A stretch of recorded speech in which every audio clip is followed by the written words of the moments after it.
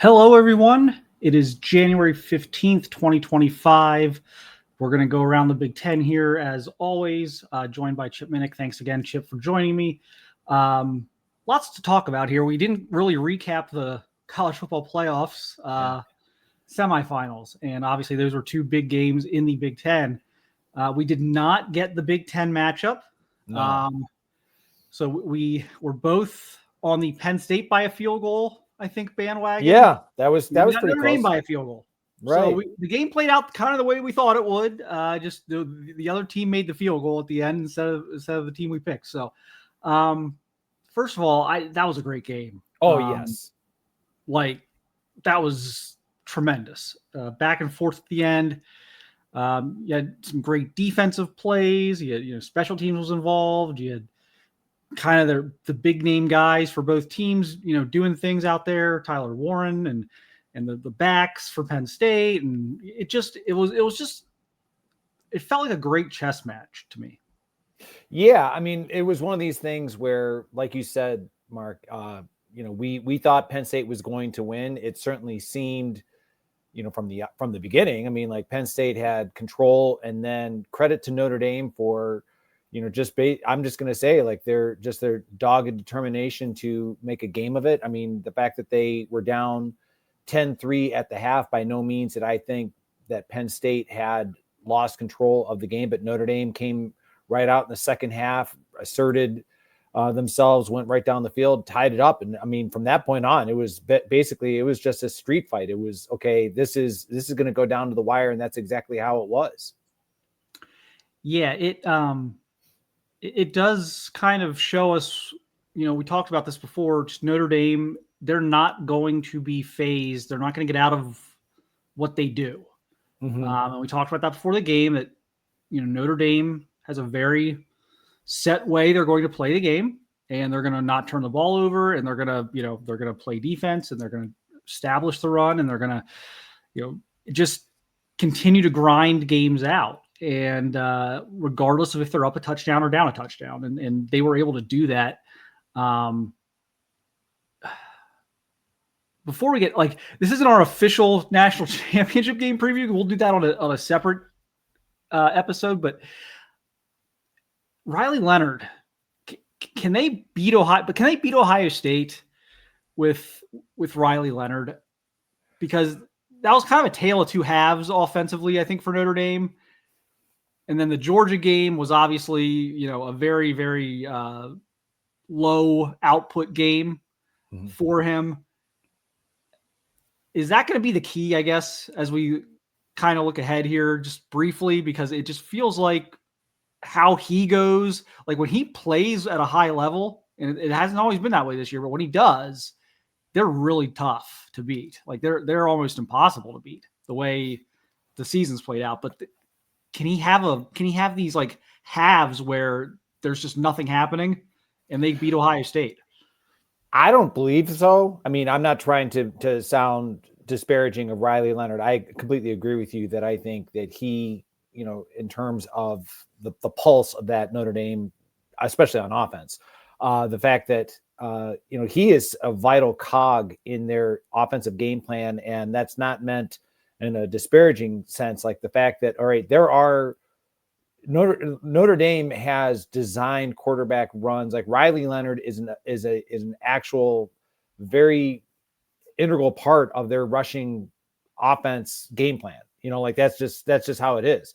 To your point, I'm not sure if when Notre Dame plays against Ohio State, if Notre Dame can afford to fall back multiple scores. And I realize I'm probably, it sounds like I'm backtracking on what I just said a few moments ago with regards to Penn State, but I just think Penn State and Ohio State are two different offensive animals. I think that Ohio State, that's the kind of game plan. Like if Ohio State, any of our viewers remember it very easily, during this playoff run where Ohio State, when they jumped out to a quick lead, I mean, it was like, okay, now, all right, unleash, the dogs of war. And all right, now you can attack defensively with knowing full well that Notre Dame does not really have, I mean, they have weapons on the outside, but the passing attack is so secondary in their offensive game plan that I don't know if Riley Leonard, if you're going to rely on him throwing the ball and you get behind Ohio State by a couple scores, if that's the best recipe for a successful game in the national championship. Yeah, we'll dive into that more, but that's just kind of been my observation watching them really all season, but especially down the stretch in the playoffs when they play, equally talented teams, is when Leonard is on, they have these great halves. They have these great surges. And when he's not, they can really get stale. And I think that's going to be obviously, I think it's going to be a huge key to the Ohio State game. We'll get into that a little bit but later. But Penn State, what do you make of this year for Penn State, for James Franklin, who's taken a lot of heat for big games? And then, of course, everyone piles on him after the Notre Dame game, like he hadn't just won a couple playoff games the previous few weeks. Right. And I haven't always been I'm not really a James Franklin defender. I've kind of put him in a category of you gotta show me at some point. But does this help the perception? Because I know, not the hardest path to where they arrived. Does this help his perception nationally? Is it not, because he didn't beat Notre Dame versus, who he beat previously the last couple of weeks? How do you kind of unpack this for James Franklin? I think James Franklin, I mean, he's in a tough spot. I mean, because the critics, and there are many, we're quick to point out about his record in big games, and the fact that, he doesn't beat Ohio State, he doesn't beat Michigan, the fact that they lost the Big Ten championship. Like you said, Mark, they seemingly had, the easiest path to getting to the national championship with the way that the brackets were constructed. So it certainly doesn't help. I think James Franklin, if anything, he's right there. I mean, and especially, I know we're going to be talking about the guys that are coming back here in a few minutes, but I think this next year is, I guess I'm going to give James Franklin the benefit of the doubt for one more year, considering, yes, they're losing Abdul Carter to the NFL draft process. And I know that they're going to be losing other players, within the transfer portal and just for eligibility, in terms of guys moving on. But Penn State should definitely be a team to look out for next year, or I should say this year, since we're in 2025, that Penn State will definitely be a team to look out for in the Big Ten and be a return to the college football playoff in 2025.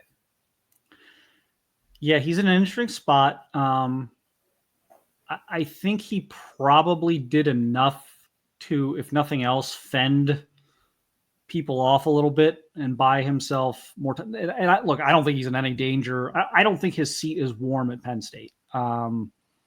I think there are fans who would like it to be. I'm not sure that's the actual reality of the situation. I think I've said before, I think Penn State benefits more than any other team in the country from an expanded playoff, because most years in the past they would have been in the tournament under Franklin anyway. And so it's going to be interesting to see how he's perceived now that he does, we assume he's going to be getting his team in the tournament most years. And how that changes perceptions if he's able to go on some runs here. But yeah, it's going to be interesting because, he doesn't seem to be getting a ton of credit for making the Final Four. He doesn't really seem to be getting a ton of credit for that based upon how the bracket was put out. But man, they were right there to win that Notre Dame game. That they could have very easily won that game. Then we're having a whole different discussion, I think. But, they didn't win. And so here we go for the offseason. Again, he's probably going to be facing questions about winning big games. Fueling that is going to be what we've seen this week, which is it's almost an Ohio State-like rally of the troops at Penn State. Ohio State last year did not like the way their season ended. A lot of their guys that could have been drafted decided to come back for their senior seasons. We've seen Penn State now, Drew Allard, Nick Singleton, Katron Allen, all back. They do lose Amari Evans to the portal. Trey Wallace too, I believe. Yes, you said. So first of all, let's talk about who's staying. That nucleus. Mm-hmm. Doesn't that immediately make Penn State a preseason, top 3 or 4? Like, don't they kind of have to be? Yes. Without question. Just kind of in preparation for our discussion. When you look at Penn State's schedule, now again, you and I, being Ohio State fans, we know that Penn State comes to Ohio State in November. This is not going to be any kind of news flash or shock. Fox has already said, can't wait to see it. So it's like, all right, prepare yourself, Ohio State fans. That's going to be a big noon kickoff, as much as we would love for it to be under the lights. But getting back to my main point, Oregon, is going to be, we talked about this on a previous show. Oregon is going to be up there in terms of, like what they have not only coming back, but also the transfer portal additions. Oregon goes to Penn State September 27th. You want to talk about, okay, here's a game, to your point, Mark, about, like the favorites. You and I both agree, Oregon's going to be up there. Penn State is going to be up there. So, that's not to say that Ohio State is an also-ran in this, but, we have to wait and see in terms of like after the national championship, the players that are going to be moving on, because that's been, and I give a lot of credit to the players at Ohio State that have announced their intentions, but have decided to stick around, even with the transfer portal.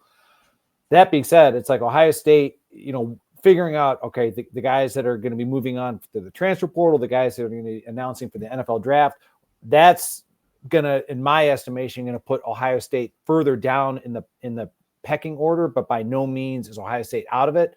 But that, I think, definitely Penn State absolutely should be, considered one of the favorites to win the Big Ten next year, based on the fact, like you said, Drew Allard, Katron Allen, Nick Singleton back. We all saw the struggles Penn State's passing game had, the fact that they're losing Amari Evans and Trey Wallace in the transfer portal doesn't help. But that's kind of where Penn State have to make up ground in that critical area for Drew Allard to kind of rise to that next level in the national spotlight. Yeah, and that was one thing that kind of, I think, surprised me about the Penn State Notre Dame game. Was I felt going in, for all of Drew Allard's detractors, I still thought Penn State would win the quarterback matchup, and I don't think they really did. I thought he, especially early in the game, when they had an opportunity to really maybe go up a good amount there in the first half, he missed some pretty unmissable throws. You just get throws you can't miss in those types of games, wheel routes to the backs, things like that. Like, I was a little bit surprised by that. Maybe I shouldn't have been. I don't know. Maybe I'm too high on Drew Allard. I don't know. But I thought they would have a decisive advantage at quarterback. And I don't know that they really did in that game at all. And I think that was a big factor on why they weren't able to pull that out. But I think, looking ahead, we'll have all off season to talk about this, but I think 3 Big Ten teams in the top 5 is almost a given preseason.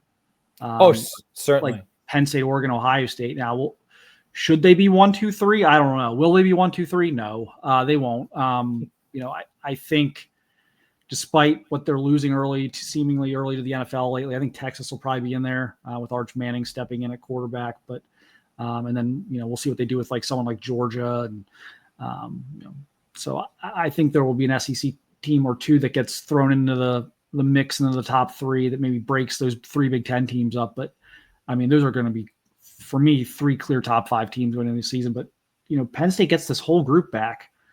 This trio back offensively is just a huge thing for me. Now, again, do I think Amari Evans and Trey Wallace entering the portal is a big deal for Penn State? Not really, but boy, they got to find some receivers, because they didn't really have any this year. And that's why they're not losing big. Like Amari Evans had some nice moments this year, but they're not losing a real strike fear into the heart of a defense weapon. They've got to find some receivers, and I don't know where that's going to come from. I don't know if they can develop some of their younger players.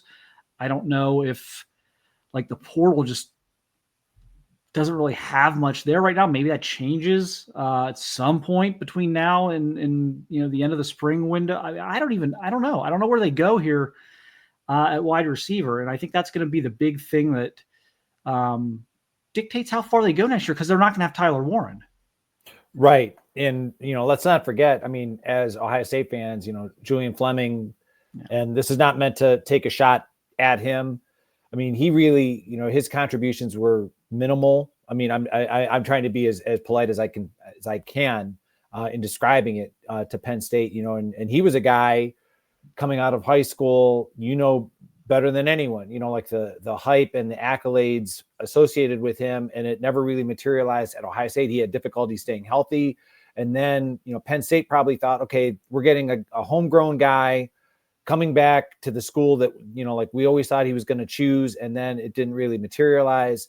So like you said, in the transfer portal, okay, I don't know, if it's just kind of slim pickings right now. And as far as, that's a risky venture to count on true freshmen to come in and make immediate contributions at the wide receiver position. I know Ohio State was blessed with Jeremiah Smith, but that's a different story altogether. So as far as Penn State with Drew Aller, and maybe I'm in the minority on this, but the talent is there. Obviously, the arm talent is there. The mobility is there. However, I question, and this has been kind of the thing that I think when I look at Penn State, when they were really good, now granted, different offensive coordinator, Joe Moorhead, who's now the head coach at Akron, but when they were really formidable is when they had a mobile run pass option quarterback. And with Bo Perbula moving on, it just has me wondering, okay, are they going to truly be able to maximize Drew Aller's talents, considering, yes, he's mobile, but not in the true sense of, a true running threat without those legitimate receivers, to kind of open up that Penn State offense beyond what they have in the running game. Yeah. That's going to be for me. And I know they're losing Abdul Carter, but they've done a great job developing pass rushers, over the years. And that I guess that brings us to our next point. I think it's still wide receiver. Like next year, I'm looking at this team. I'm like, it's wide receiver that could hold this team back. But they did lose Tom Allen, right? Clemson, their defensive coordinator. Now look, they've had great defenses over the past really couple of decades. Decades really. It's been very few years Penn State hasn't had a good defense over the years, and so Tom Allen's just a blip on that timeline. But losing Tom Allen to Clemson's kind of an interesting move to me. Yeah, everything, and again, this is just based on social media, so I apologize if this is inaccurate. But from what I understand, that Tom Allen has family or down in the Carolinas, which kind of made this an attractive position. Personally, this one came out of nowhere for me. I respect Tom Allen as a defensive coordinator, as we've discussed earlier. Like when he was at Indiana, say what you will about Indiana being able to, they never were able to pull off the upset against Ohio State, but they were formidable in the sense like they were in games against Ohio State, frustrating Ohio State until the fourth quarter.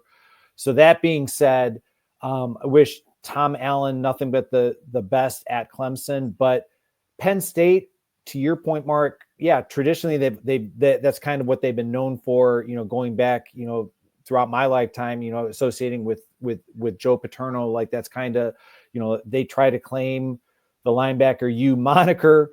But they've usually been stout on the defensive side of the ball. So it wouldn't surprise me if Penn State decided to promote from within. I'm not sure if there's anyone on the staff that they feel is ready for that. I know that there's a lot of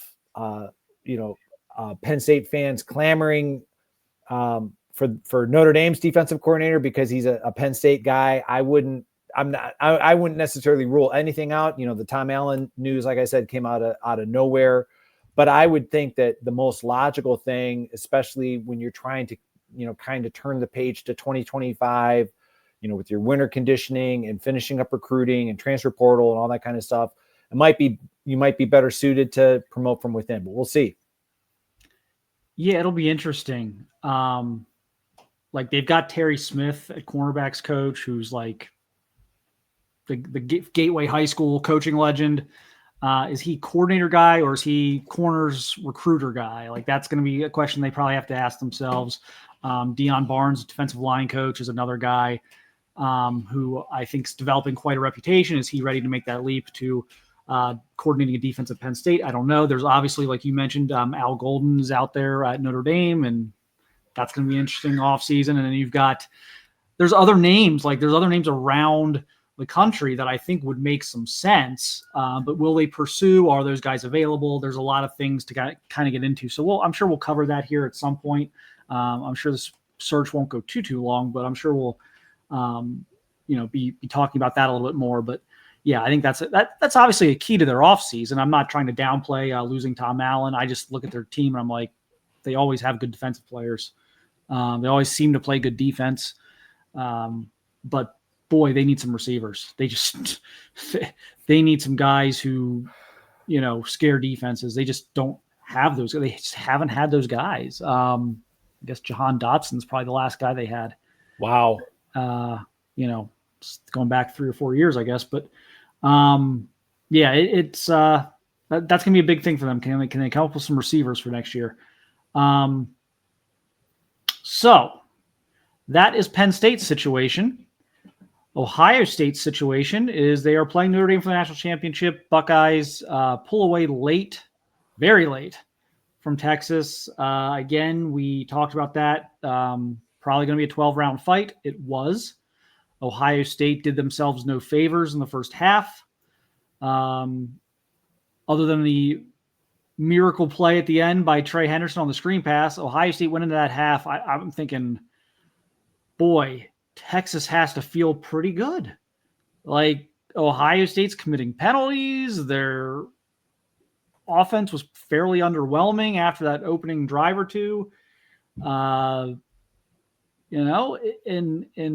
like Ohio State's had their issues in fourth quarters of these big games, like making plays on both sides of the ball. Like, yeah, there's been fourth quarters of big games where the offense has done its job and the defense has kind of fallen apart. And there's been the opposite of that, where the defense has held pretty firm and the offense hasn't been able to get that key score. Both of those things changed all at once in that game against Texas, where the offense put together a really good touchdown drive.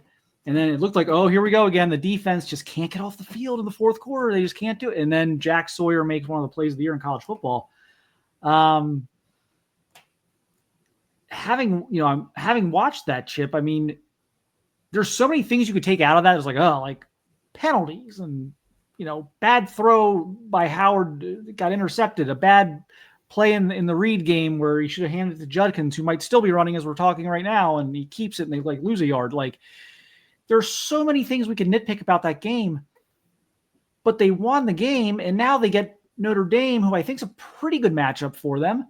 How are you taking this? Are you taking this as, they showed some warts and, or are you taking this as like, they didn't actually really play that great. They won the game 28-14, they're the championship game. Like, I don't know. I think there are some things that I think there was enough in that game to keep them confident, but also enough to keep them locked in of man, we can't do these types of things again. I agree with everything you just said. I think that the latter portion, that it's more of a Ryan Day has been pushing all the right buttons, and I'm going to include the Texas game, like you said, kind of some warts and all, because I think as Ohio State fans, it was, that was unusual what Ohio State fans got to experience in the first 2 games of the college football playoff. Let's face it. I mean, the fact that, Tennessee was down 21-0, before the end of the first quarter. I mean, Oregon was done, pretty much in much the same way by the end of the first quarter. That game was done. So when Ohio State took that early lead against Texas, you even had Chris Fowler, post game kind of saying like we were kind of thinking like, we were wondering like, is this, here we go again with Ohio State. The fact that it was, in your words, which I agree with, like a 12 round. I mean, like this thing went the distance. I mean, like this was all right, down to the wire, and credit to Texas. I mean, like they played extremely well and on the defensive side of the ball. I mean, like I don't want to say that they completely solved the riddle of Jeremiah Smith, but rest assured, you brought up, Al Golden and Marcus Freeman is a good defensive minded coach in his own right. Okay. That's what, Golden and Freeman, they're going to be pouring over what Texas did, what Michigan did. I know that that's probably anathema to bring up, but that's, I mean, like how did those teams play well against Ohio State on, when they were on defense to slow them down? So I look at it as a positive in the sense that, to your point, Mark, about, 4-quarter games, like Ohio State kind of, not responding well, that it was good. Like this was all right for the first time since the Michigan game that, all right, your backs were up against the wall and they responded. It wasn't pretty. I mean, the fact that it came down to a goal line stand and, I'll tell you what, Caleb Downs, I mean, like you want to talk about a guy who, I mean, all of the hype, when he committed to Ohio State about a year ago at this time, like he broke the internet, with, with the announcement that he was coming to Ohio State after his freshman year at Alabama.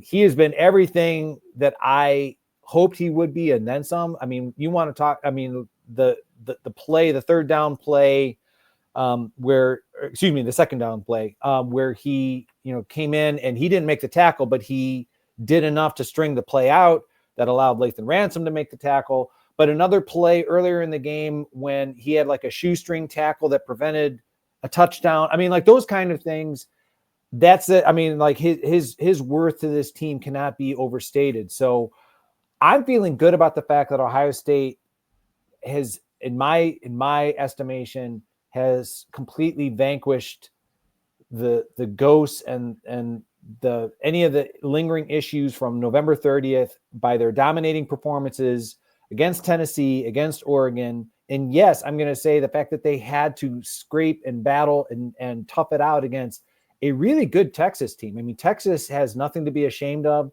The fact that it went down to the wire, I mean, that's what made it such a great game. And I'm not sure if you've seen it, but I really enjoyed, somebody tweeted out that, if Jack Sawyer is ever, charged for, a drink ever in Columbus, that, that person probably will have to serve like a criminal sentence of some type, so all kidding aside, I mean, like the fact that I was so happy for Jack Sawyer, like the guy, his love for his teammates in Ohio State is just all over, like all over his face. The fact that he came up big and had that legendary play.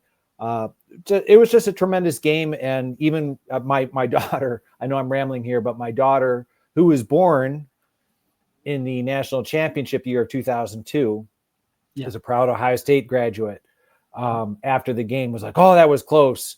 Oh, I don't know. Like I was so close. I'm like, sweetie, you have no idea what 2002 was like. I'm like, let me tell you something. So every week, even against Purdue and like Northwesterns of the world, like every week. Yeah. The new wave of Ohio State fans has had it kind of easy in that regard, compared to like the 90s and the early 2000s, just nail biters. But yeah, I think this will help Ohio State. I think it was really important for them to get into a 12-round fight before the national championship game.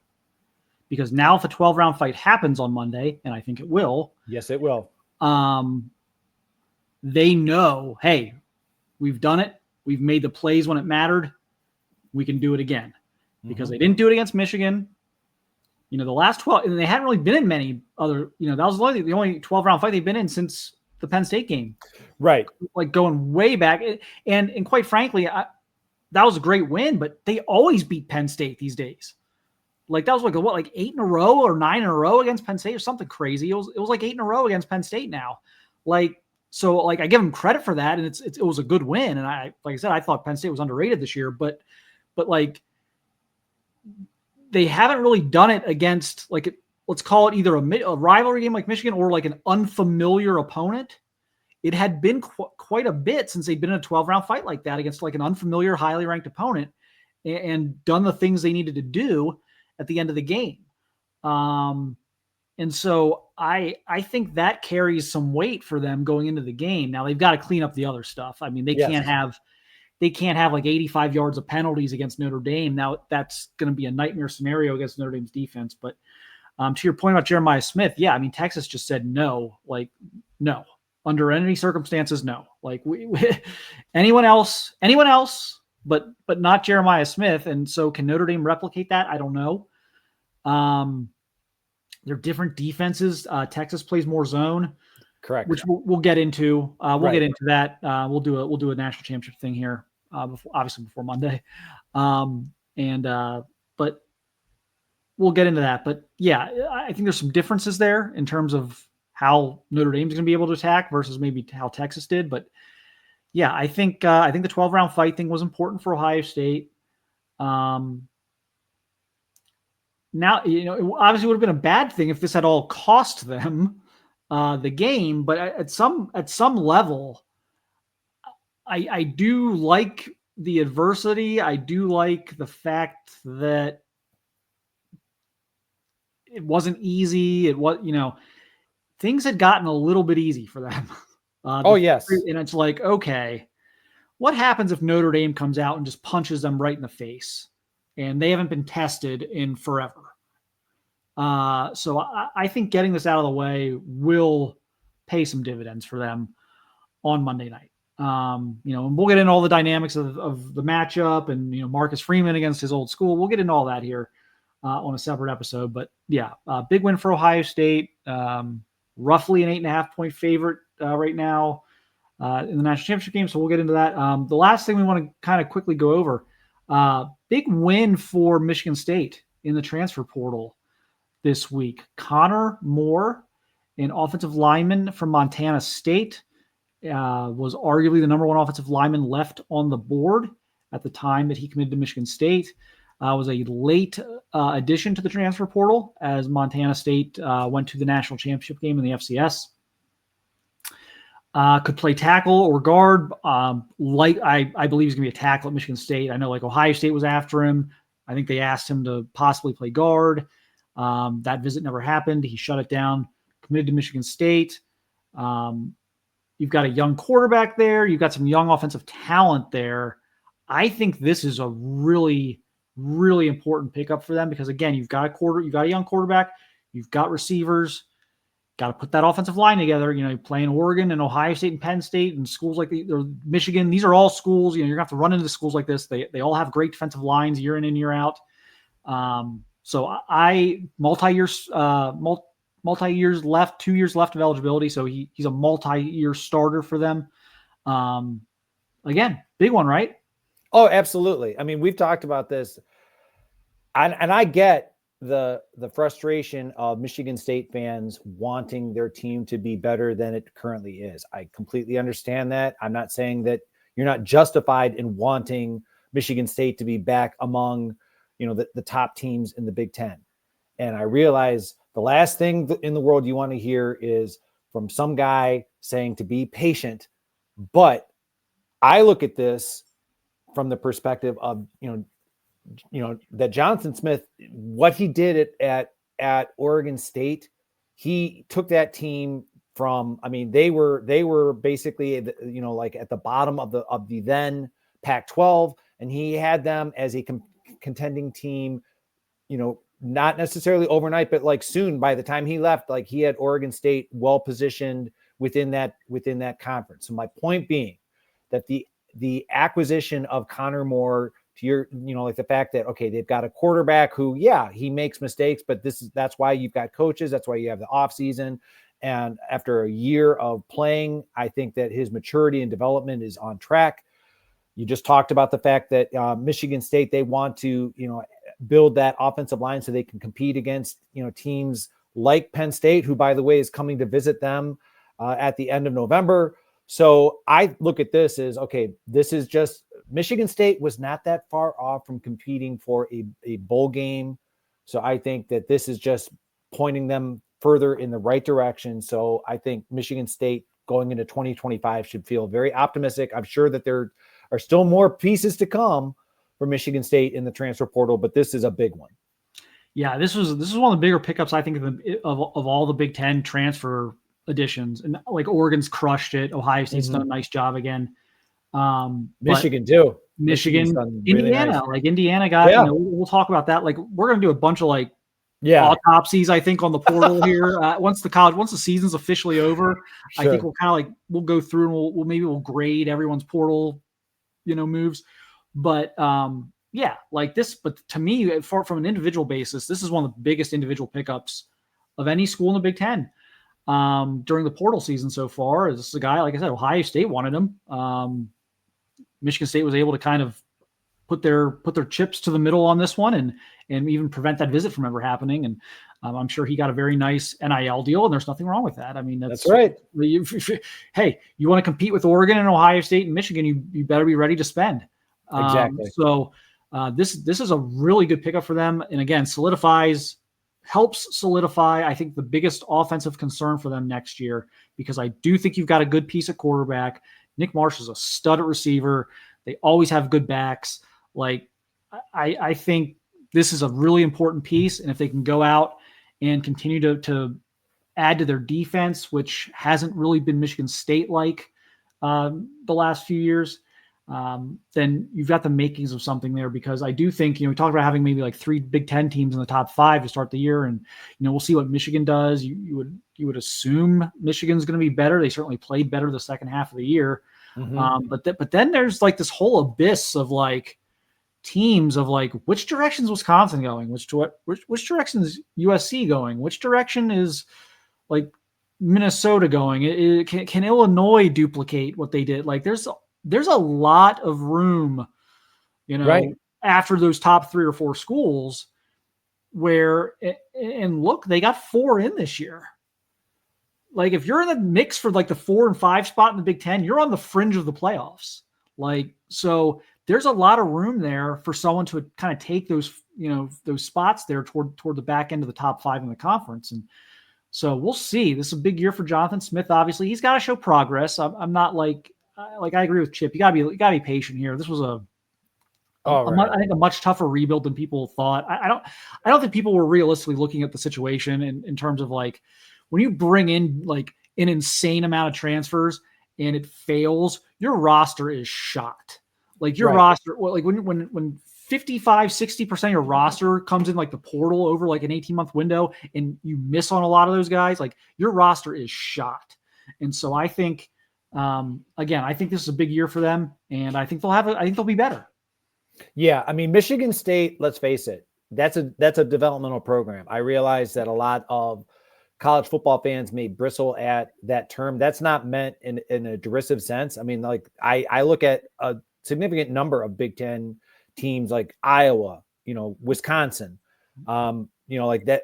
I'll just say it like Nebraska, like they're all kind of in that same category of, all right, Illinois was an excellent example of that this past season. I think that you have to build your team through recruiting, through, like homegrown talent. Obviously, like you've got to hit on more of your recruits, obviously, than miss. And then the transfer portal is more of a supplement, not necessarily the full course that Michigan State tried to do.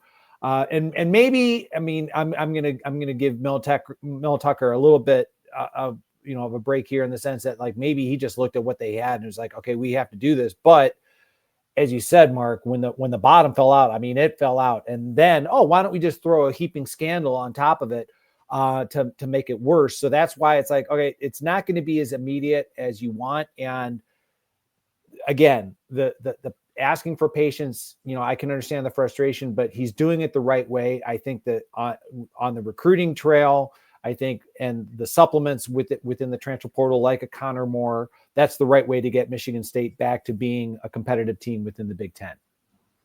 No question. So we will do a championship preview, and then we'll spend a lot of the off season, or the immediate off season. Let's call it February. Sure. We'll spend a lot of February doing some recaps of the portal and maybe doing some grades. And obviously maybe we'll spend March doing some look aheads as far as like the schedules and things like that. Right. And spring football, we're not that far away from spring football. So we'll get that's why I'm so happy, because it's like, I'm saying this with a big smile on my face, because speaking for myself, the college football playoff has been everything I hoped it would be, and then some. I realize that there are going to be your detractors out there about like, oh, like the first round, like there were some, blowout games, and there are things that I have no doubt, maybe not necessarily next year, but in the future are going to be adjusted.